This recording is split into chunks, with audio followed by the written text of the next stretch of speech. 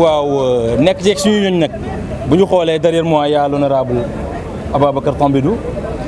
il y a à ma droite honorable Fatou Ngom et les responsables de cellules qui sont là. Voilà, donc dañuy rafetlu encore une fois initiative qui porte sur la sensibilisation sur le cancer, surtout ça. Parce que cancer bu ñu ko déggee feebar la ba nga xamante ni yaakaar naa ne sànq Amadou Ndiadé sensibiliser na ci feebar la ba nga xamante ni dafay lor muy le cancer du sein, le cancer du col de l'utérus, le cancer de la prostate. Donc bëri nañu moo tax tey ñu ànd seeg suñu ñooñ suñu jigéen ñu baax ñi ngeen di gis nii nga xamante ni cancer du sein sonal na leen lool sax ñu ànd seeg ñoom wàcc biir Grand Yoff pour sensibiliser sur ça. Donc di ñaaxaat encore une fois les femmes surtout ñu dem dépister aussi mais duñu ñem ci ñoom donc dañ koy sant aussi góor ñi parce que ñëpp lay dal feebar la nag buy lore. Donc sans pour autant plus tarder dañuy jox la parole aux représentants des cellules yi. Donc il y a la cellule de Pastef HLM Patte d'Oie, la cellule de Xaar Yàlla, la cellule de Makadaru Gazelle, donc et la cellule de Santhiaba. Coordonnateur nag ñoom ñoo nekk nii. Donc damay jox la parole à Ali moom mi nekk le représentant des cellules si bien cité mu waxtaan ak ñun ci wàllum journée bu tey bi. mbokk yi nuyu naa leen ziar naa leen ñu ngi leen di ndokkeel ci événement bi di rafetlu mobilisation bi ak activité bi di ci jiital section communale bu Pastef Grand Yoff di leen di sant leen di gërëm seen taxawaay ci activité bi ginnaaw loolu aussi tamit di féliciter di gërëm suñu honorable député Ababacar Tambédou ak suñu honorable député Madame Dione ak aussi tamit les invités en particulier Khoureychi Khoureychi aussi ñu ngi koy sant di ko gërëm gis nañ taxawaayam ci événement bi ak aussi tamit notre frère notre SG maître Ngagne Demba Touré gis nañ taxawaayam ci événement bi ñi kontaan ci seen taxawaay beneen bi aussi tamit mënuñu fàtte tamit adjointe secrétaire général bi mu nekk Awa Fall mu nekk suñu secrétaire général section communale Pastef Grand Yoff moom it aussi ñu ngi rafetlu taxawaayam di kontaan ci moom di féliciter aussi tamit ki nga xamante ne mooy CO voilà mu nekk benn usine de distribution d'eau bi nga xamante ne mu ngi def lu am solo ci askan bi ñuy rafetlu aussi ñoom it aussi seen taxawaay gis nañ ne ndox mi doy na ci loolu tamit ñu ngi remercier waa PENA ñoom it aussi ñu ngi leen remercier à l'occurrence docteur Diallo gis nañ ne seen taxawaay aussi ci lii ñu ngi leen di sant leen di gërëm leen di féliciter mais nag mënuma guddal kàddu gi te voilà mënuma guddal kàddu bi te it aussi tamit dugguma ci cellules yi nga xamante ne ñoom ñoo ma mandaté jox ma micro bi ma war a wax seen place mu nekk les cellules organisatrices de cet événement. Évidemment gis nañu seen taxawaay ginnaaw Pastef Grand Yoff bëri na ay cellules bon peut-être yàlla dafa def cellules yu gën a jege ñu gis lii ne war na mën a nekk loo xamante ne activité section communale bi voilà ci biir loolu damay profité di leen di sant leen di gërëm mu nekk la cellule Léona Xaar Yàlla donc man maa nekk coordinateur bi maa ngi du ma féliciter sama bopp mais damay féliciter membre cellule bi yëpp leen di sant leen di gërëm di sant seen taxawaay teg ci cellule bu ñuy waa Makadaru Saxraan Fall jiite ko nekk nii sama ginnaaw à droite moom it aussi ñu ngi koy féliciter di encourager cellule am gis nañ seen taxawaay ci événement bi teg ci aussi tamit ku ñu naan Mame Sey mu gérer cellule Xaar Yàlla moom it aussi tamit gis nañu taxawaayam ak représentant cellule am yëpp ñu ngi ci biir seen liggéey rafet na teg ci ku ñuy wax ki nga xamante ne mooy Mbaye Togala malheureusement teewul waaye seen secrétaire général Khady Faye mu ngi fii madame Sall moom it aussi ñu ngi rafetlu taxawaay bi di kontaan ci cellule Santhiaba di bég ci ñoom ak keneen ku ñuy wax suñu grand mu nekk Ngouda Ndaw moom it aussi gis nañu nu mu ci taxawee ak doole moom it aussi ñu ngi koy sant di ko gërëm di ko félicité ci taxawaay bi ak membre cellule am yëpp. mënuñu terminer te jubluñu ci cellule boo xamante ne moo ñu dajale moo ñu dalal fii si zone am fii si secteur am muy jardin HLM Patte d'Oie te ki ko jiitee nekk Ismaïla Goudiaby moom it aussi gis nañ taxawaay bu am solo bu mu ci def waaw guddeeg bëccëg mu ngi ci liggéey bi moom it aussi ñu koy félicité di ko sant di ko gërëm ci liggéey bi. di ne lii nag il était très normal aussi tamit ñu def ko parce que dañoo toll ci benn période boo xamante ne yaram yi wératul surtout suñu mbokk jigéen ñi suñu jabar yi suñu sœur yi suñu yaay gis nañ ne feebar bi ñi nga xamante ne mooy nekk le cancer du sein wala le cancer du col de l'utérus sonal na leen te il fallait que ñu def lii pour jéem leen sensibiliser ñu xam affaire bi naka la ñuy anticiper balaa mu leen di dal su ko defee ñoom ñu mën a épargner ci feebar boobu. ñoom it aussi je pense bien que message bi jàll na en l'occurrence docteur Amadou Ndiadé moom it ñu ngi kontaan ci nu mu ñu accompagner joxe ci xam-xam ak savoir bu am solo sax ci lii ci li nga xamante ne moo nekkoon sensibilisation bi. di remercier ñëpp képp koo xamante ne teewoon na fi ak Serigne Mor Bousse moom it aussi mu nekk le coordinateur de la JUPES Grand Yoff en plus mu nekkaat aussi le coordinateur départemental JUPES moom it aussi ñu ngi koy sant di ko gërëm gis nañ taxawaayam ci liggéey bi. bon pour bañ a guddal comme invité yi bëri nañ fi taxawaay bi metti na mais di naan gis nañ taxawaay bi gis nañ effort bu ñu déployé sant nañ leen gërëm nañ leen salaamaaleykum wa rahmatullah. waa CO aussi ñu ngi leen sant di leen gërëm ak l'ensemble des militants de Pastef Grand Yoff yi nga xam ne jàpp nañ ci à l'occurrence maître Ngagne Demba Touré directeur général de la SOMISEN moom it jàpp na ci combat bi jàpp na ci sensibilisation bi et Serigne Mor Bousso aussi jàmbaar la Awa Fall aussi madame John aussi honorable député mi ngi nii sama ginnaaw ak honorable aussi El Hadj Babacar Tambédou ak l'ensemble des militants et sympathisants de Pastef Grand Yoff ñoo ngi leen di sant di leen gërëm donc dañuy jàll ci Khoureychi Thiam moom suñu invité la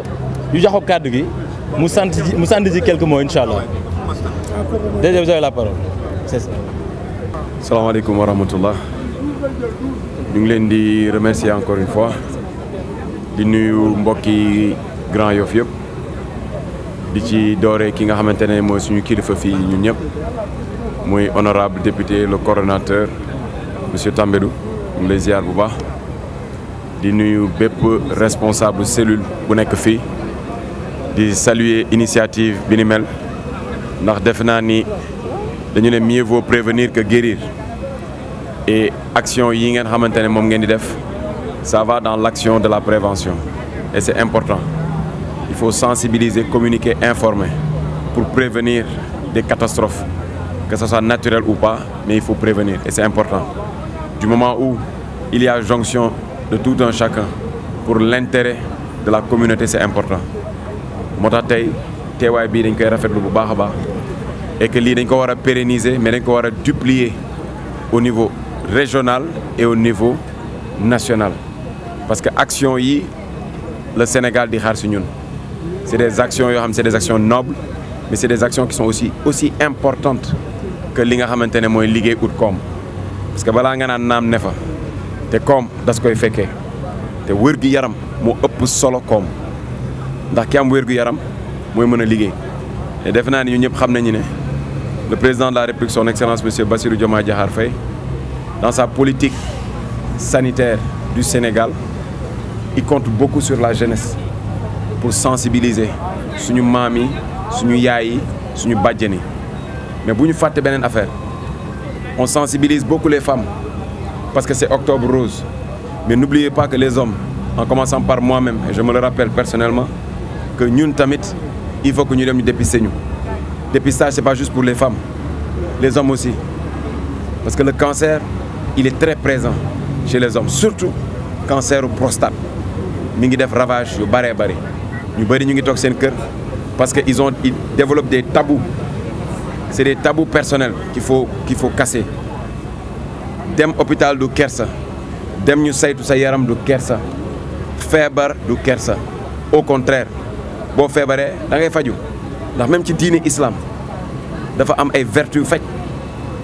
mais bu fekkoon faju amul njëriñ kon yàlla du wax faj bay wàcce ay vertu yoo xamante ne dafay faj donc ñun góor ñi tamit war nañu sensibiliser suñu bopp mais sensibiliser encore une fois la jeunesse parce que le cancer bu ñu foog ne ni mag rek lay dal day dal sax bébé masamaag na ñun jeunes yi et gis nañu ne jamono yi ñuy dund les 10 dernières années il y a une présence forte de densité en termes de santé chez les hommes tayal bi bëri na coono bi bëri na ñàkk yëngatu bi bëri na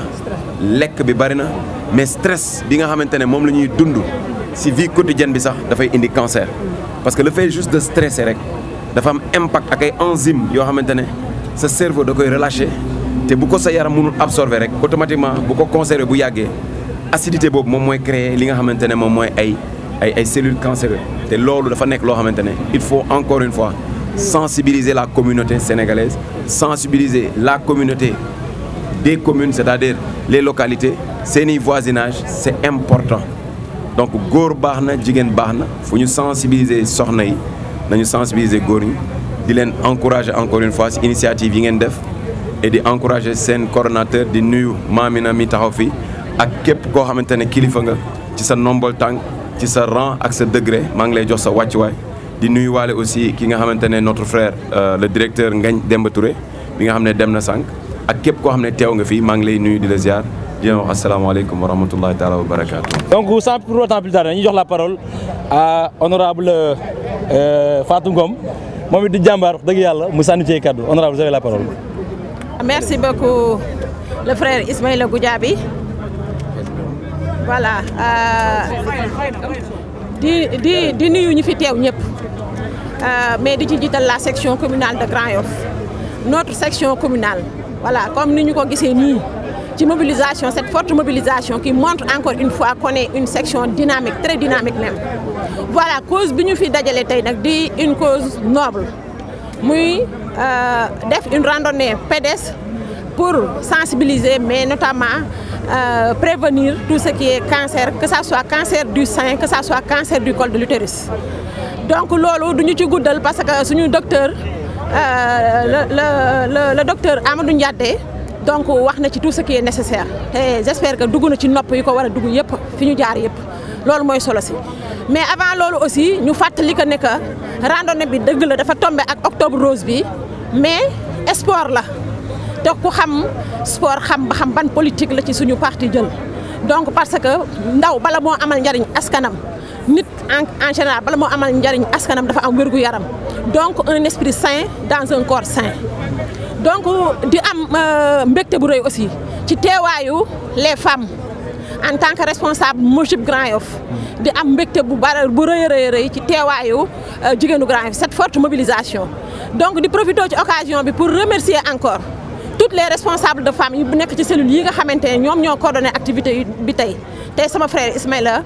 énuméré leen léegi nii donc di leen rendre hommage à travers ñoom di rendre tout hommage à toutes les femmes de cette section communale mais à toutes les femmes du monde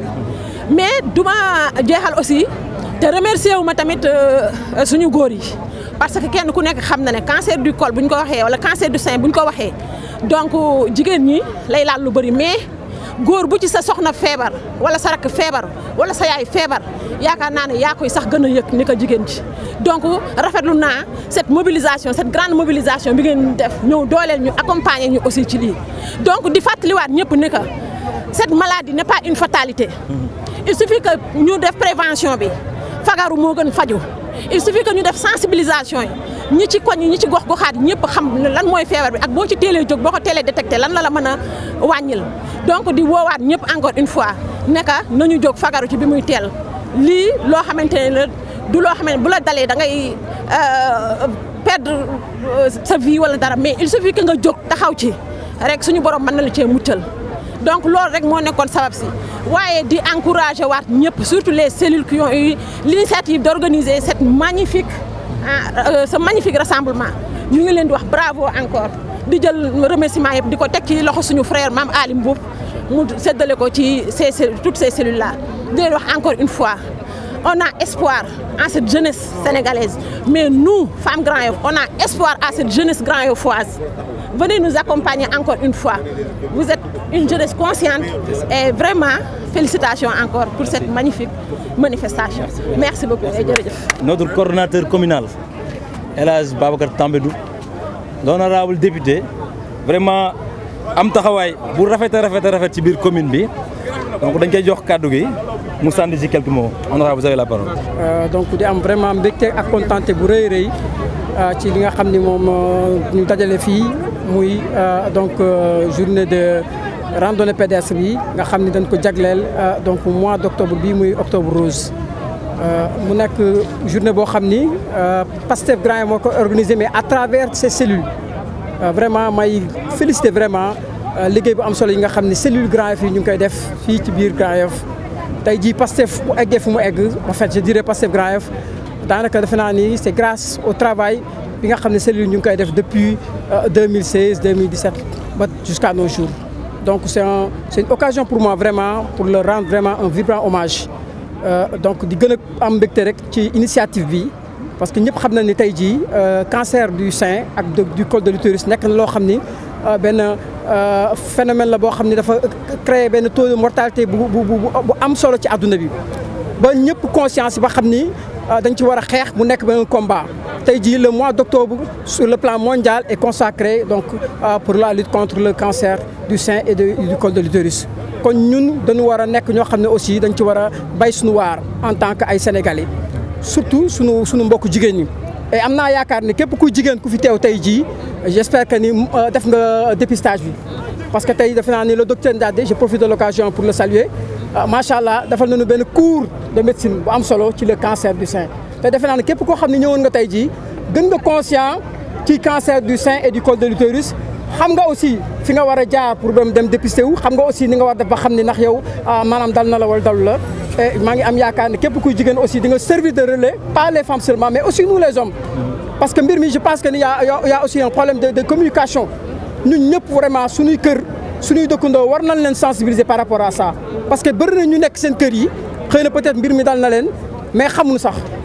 tout récemment yàggul toog dama dem ci benn kër sama benn kër xarit doom ji jigéen ji wax yaay ji. naan ko man de sama weñ dama koy lamb mais dafa am ay donj man ko est-ce que ma dépisté nga yaa ji ne ma dépisté ki xale la man ko mais donj yi muy remarqué nii da nga war a dem nga xool lan la moo gën ngay bàyyi ba mu nekk jàngoro nga xam ne après day nekk problème man ko yóbbu ko ci hôpital bi ñu xool ko macha allah kon am na solo kon donc ñun ñëpp nañu xam ni donc combat la boo xam ne suñu kaw la wàcc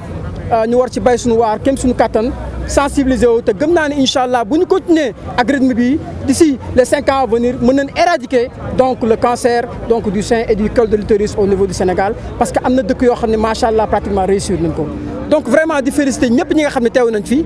donc di fe suñu gan yi ku mel ni Khoureychi Thiam il est là notre frère donc nekk vraiment koo xam ne à chaque fois bu ñu organiser dara au niveau de Grand Yoff mu teew ci di féliciter aussi dama ci dellusiwaat les cellules muy cellule Maka Darou cellule Xar Yàlla bu Bassos cellule Xar Yàlla cellule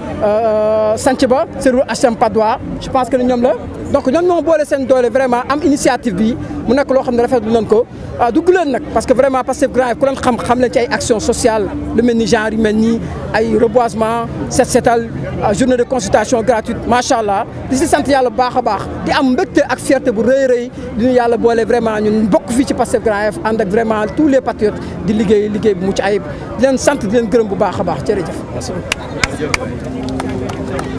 Merci encore une fois.